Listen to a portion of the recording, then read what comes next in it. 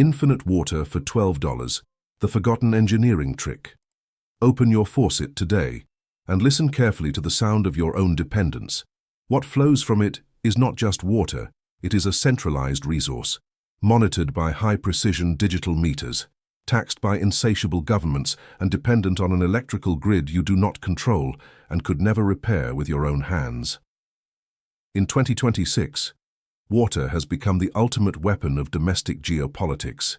If your city's pump fails, if the price of the kilowatt-hour spikes on the stock exchanges, or if drought strikes the central reservoir feeding the metropolises, your individual autonomy crumbles in less than 24 hours.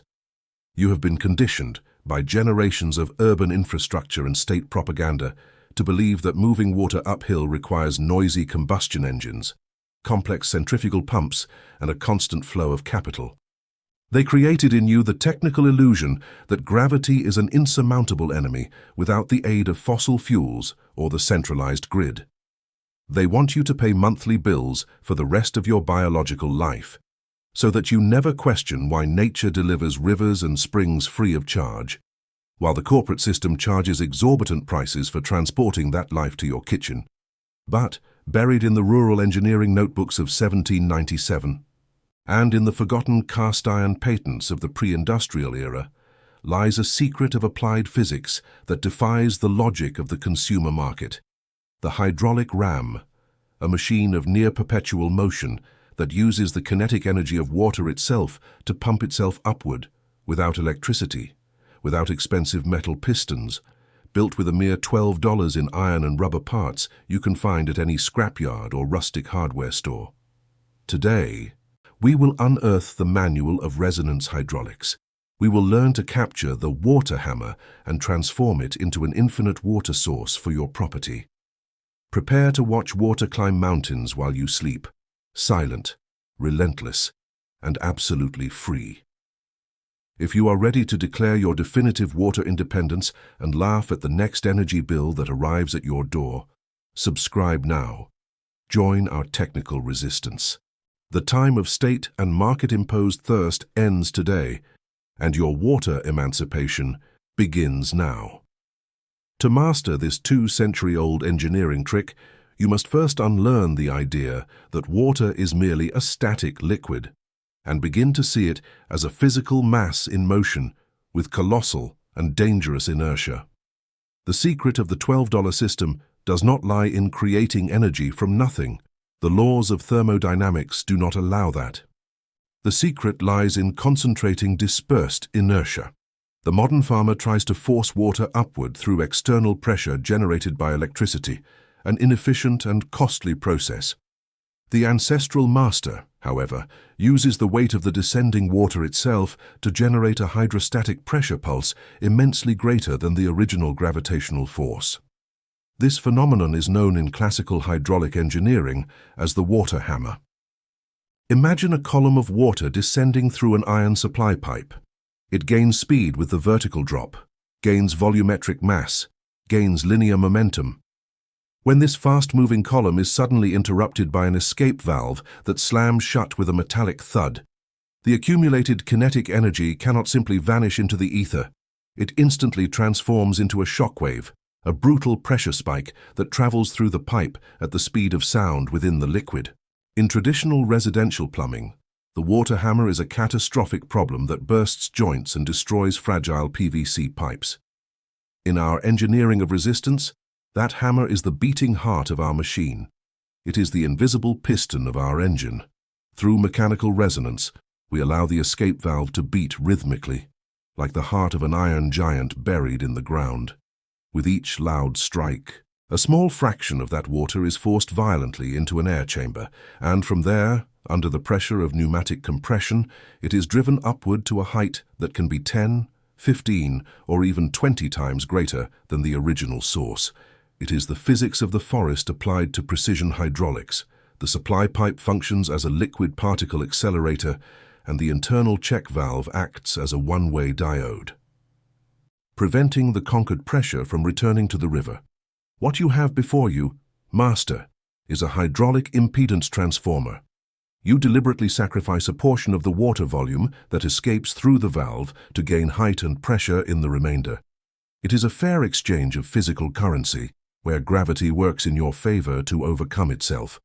While $1,000 electric pumps burn out their delicate copper windings after just 2 years of heavy use, the $12 hydraulic ram keeps beating at the bottom of the valley, pulse after pulse, for decades on end, because it does not fight the universal laws of physics. It uses them as its master and indestructible gear. Step-by-step construction. Draw near to the workbench and observe with rigor the technical drawing of this device that the industrial system desperately wants you to forget. The construction of a sovereign hydraulic ram requires no aerospace metal alloys or silicon sensors. It requires only a deep understanding of mass and hermetic sealing. The first fundamental pillar of the system is the high-density drive pipe or supply pipe. This is, without doubt, the most critical component of the entire assembly. It must be made of galvanized iron, carbon steel, or, at minimum, a thick-walled rigid PVC polymer. The tragic mistake of the enthusiastic amateur is attempting to use flexible garden hoses or soft polyethylene tubes. The flexibility of the wall of these materials absorbs the shockwave like a sponge, dissipating the precious kinetic energy that should be used to pump the water. For the trick to work at maximum efficiency, the supply pipe must be rigid as a rock, an unwavering extension of the earth itself, so that 100% of the water hammer is transmitted directly to the check valve. The second pillar is the free-flow bronze pulse valve.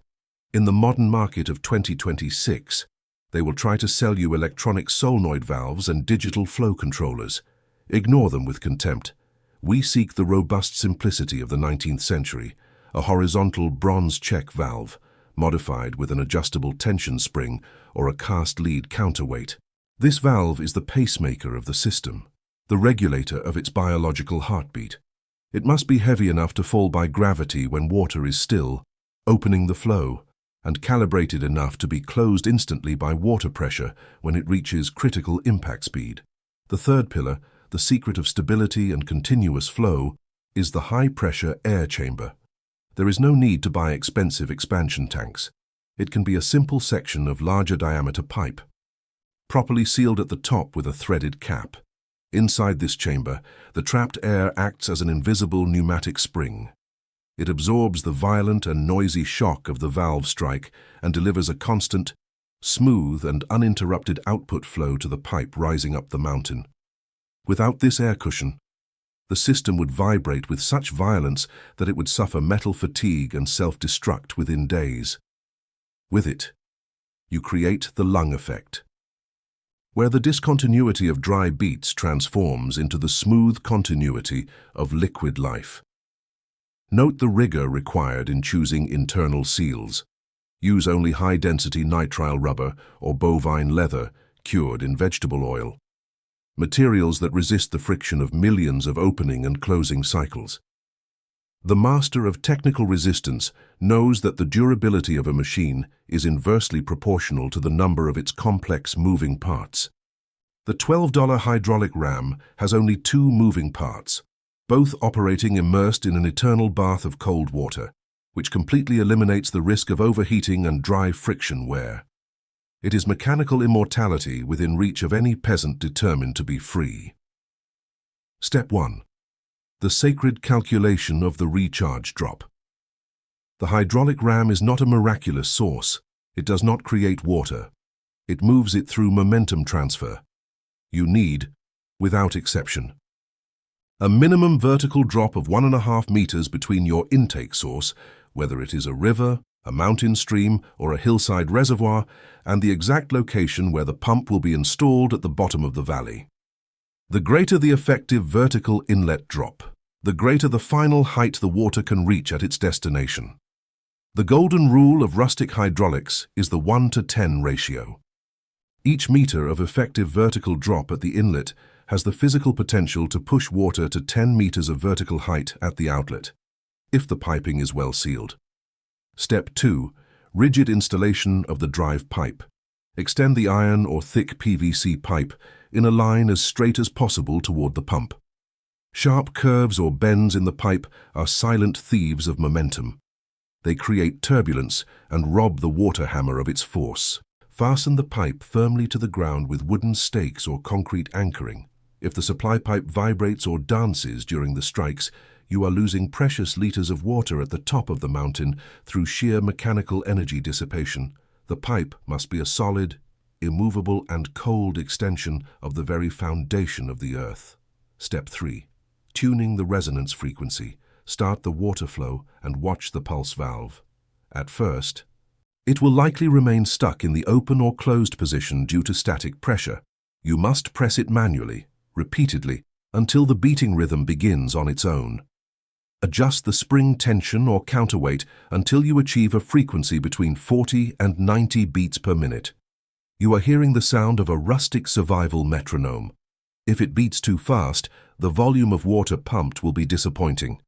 If it beats too slowly, the pressure accumulated in the chamber will not be sufficient to overcome the water column rising up the mountain. You are tuning an instrument of sovereignty, and each metallic click is a note in your song of freedom. Step 4. The secret of the snifter hole against entropy. Over the course of weeks, water under high pressure gradually absorbs the air contained in the pneumatic chamber. The system will begin to strike with a dry, metallic and painful sound, and the water will stop rising. The master of resistance solves this physical problem with the snifter hole, a tiny 1 mm diameter orifice drilled just before the main check valve. With each stroke of the valve, a tiny air bubble is drawn into the system by the momentary suction, keeping the system's air lung eternally inflated and functional. It is ancestral technical intelligence defeating entropy and the wear of time.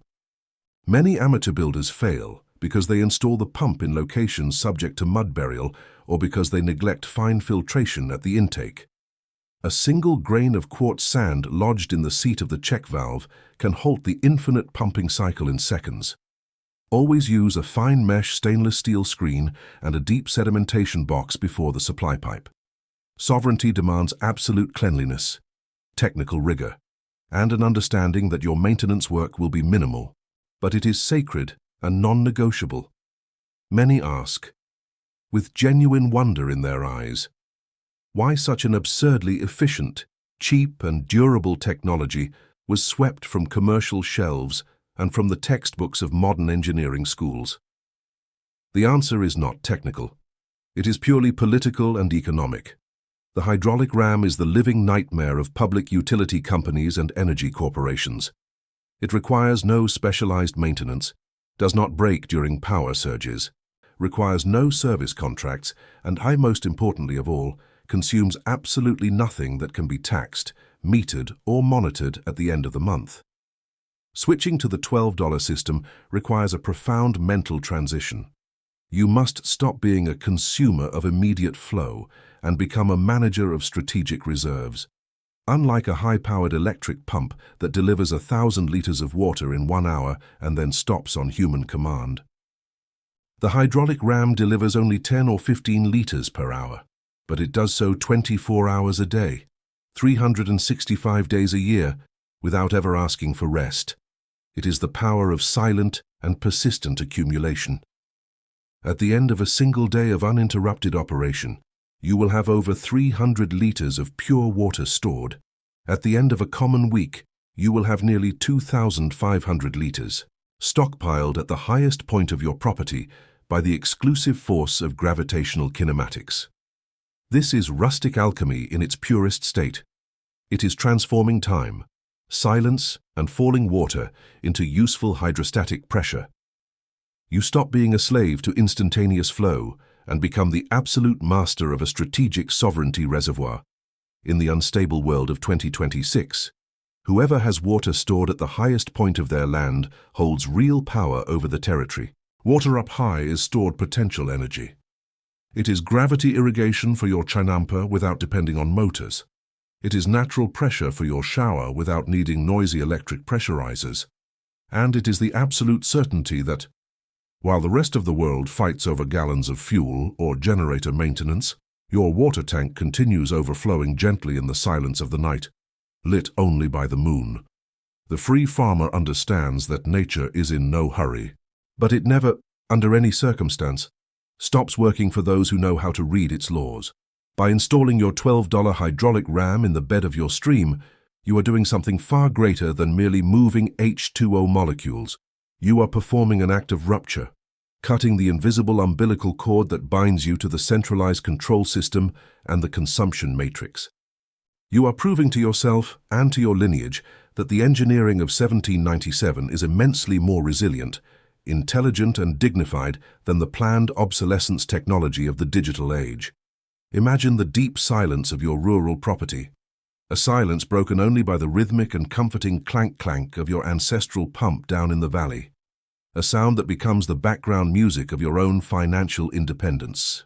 While your neighbors in the city worry about the annual increase in sanitation tariffs or about rationing programmed by city halls, you watch your spring climb the hill in silence, defying the laws of corporate economics and obeying only the eternal laws of Isaac Newton and Blaise Pascal.